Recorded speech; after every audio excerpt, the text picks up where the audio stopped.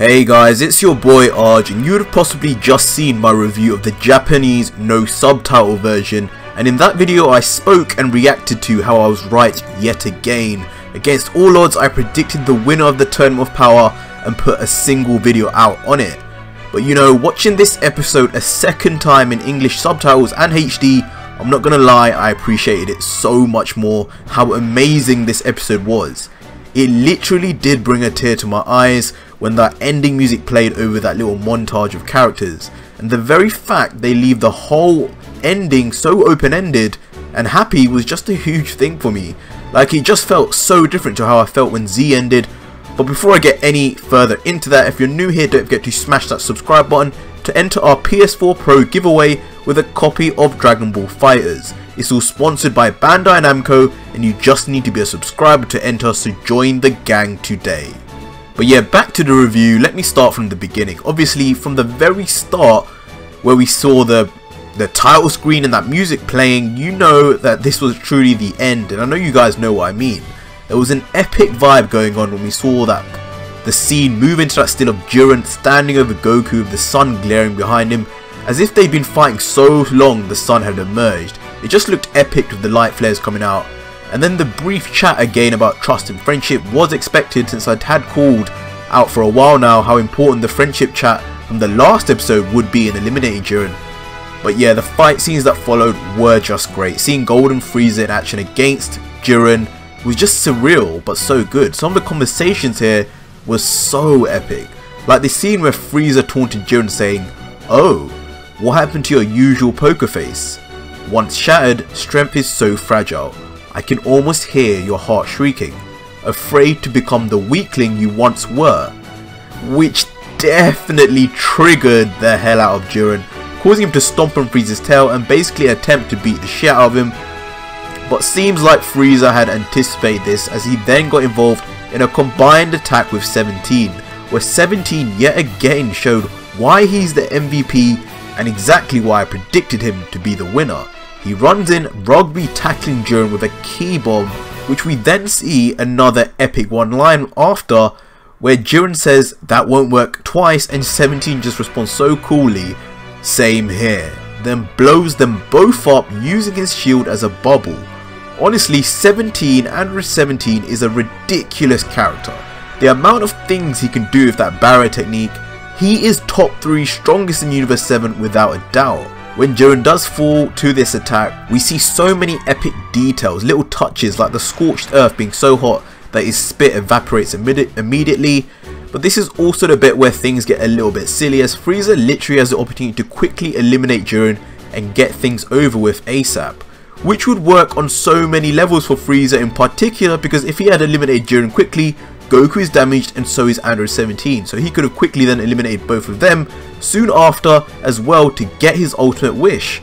But instead, Frieza literally walks up, charges his beams for about 5 hours, has a chat with Jiren, then lets Toppo give an encouraging speech to Jiren, which makes Jiren power up, and Frieza just listens to it and stands there, and then still stands there as Jiren gets up and powers up, not even releasing the trigger at any point. Like, what in the hell, Frieza?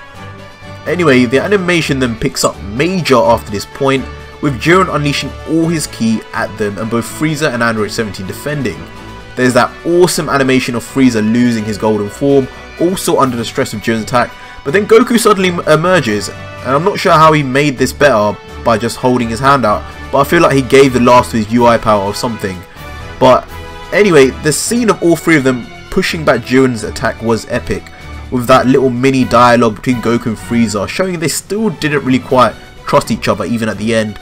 With the three doing the same attack, it really reminded me of the triple Kamehameha of Goku, Gohan and Goten, with Android 17 weirdly enough in the same position as Goten. But yeah, whatever, moving on through, seeing the fight scene of base Goku and final form Frieza against Jiren was just some of the most epic anime combat I've ever seen. Like, it just felt right to watch, as if Frieza and Goku were always destined to be fighting together. The teamwork, the choreography, every little detail was incredible, from Frieza grappling Jiren and attempting to eliminate him with a suicide attack, to Android 17 doing his bit from the back, unleashing powerful ki blasts that hit Jiren every single time. And when Goku and Frieza did those ninja jumps and both landed blows on Jiren, only for Jiren to literally power up like a monster and do some sort of non-stop attack with just his mind, the whole thing was incredible. And you all saw it, so I know you understand exactly what I'm saying. Now, one of the best scenes though was when Goku half transformed into Super Saiyan and rushed into Jiren. Now with final form Frieza and this half Super Saiyan 1 Goku literally pushing Jiren to get out of the ring, and then Jiren acknowledging the power of trust finally, he finally acknowledged the true power of Universe 7. I think that scene was just beautiful for so many damn reasons. They really ended Dragon Ball Super in the right way and in the correct way. Seeing Frieza, Goku and Jiren get sent back to the stands and Android 17 left on the stage literally gave me goosebumps to know that yet again I was right. But I won't lie, I did have the thought in the back of my head that Hit would suddenly appear and eliminate 17, but I'm so glad that didn't happen. As far as for the rest of the episode, this is where it just got really tear-jerking for me. Seeing Frieza resurrected was a good sign that Dragon Ball will return. Goku's interaction with the Zeno-samas was all great too. The reveal of Zeno-sama foreseeing that the winner would be wishing for the erased universe to all come back was a bit of BS, but it did kind of fit with my theory that everything was a test really, since he said that if he didn't he would have erased everything, so definitely just a test. The clips of the universes as they return, Universe 6 seeing all those new characters again, Kaba, Kale, Cauliflower, and these characters that we built bonds with just hit home that there's so many more stories to tell now in Dragon Ball and we shouldn't fear for it not returning. And then the scene of Jiren and Toppo also was pretty beautiful, giving us hope of a Jiren vs Goku rematch eventually. But when that music started playing though, with everyone happy, everyone's so happy on Capsule Corp, in Capsule Corp, and the little stills of every character, that's what really got to me and brought me back the nostalgia I felt when DBZ first ended all those years ago. Vegeta and his baby daughter, with Bulma crying as she sees him again, a roughed up Trunks and Goten after defending the island, 17 back on the island and that rare beast you saw in the background, Piccolo, Gohan and Videl with baby Pan, with Pan playing with Piccolo's antennas, just super cute, and obviously Majin Buu still asleep, completely oblivious to what just went on. Of course then Tien Shinhan, Master Roshi, Yajirobe and Korin, Goku returning home to an angry Chi-Chi while Goten sneaks in the back.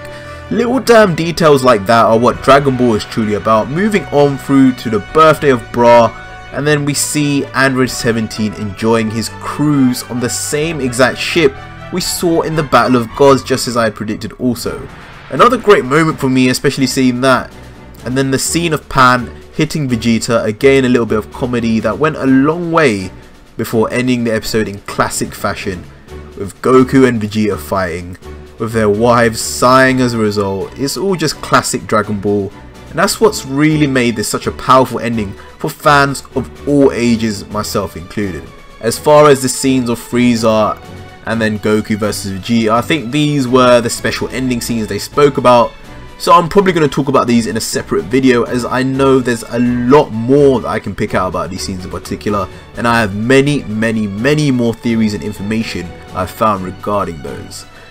But yeah guys, that was my complete final review of Dragon Ball Super episode 131, the English subbed HD version, the final episode. I hope you enjoyed. There will be plenty more videos out tomorrow and later this week, doing even more analysis, seeing what those scenes are telling us about the exact future of Dragon Ball. So be sure to be subscribed for that. But now guys, it's time for you to let me know exactly what your review of the episode is too. Was it amazing? Was it exactly as you wanted it? Was it the best ending a Dragon Ball series ever had? I think that. Let me know down below. But if you're new here, don't forget to smash that subscribe button to enter our PS4 Pro giveaway with a copy of Dragon Ball FighterZ. All sponsored by Bandai Namco, so show your support and join the gang today.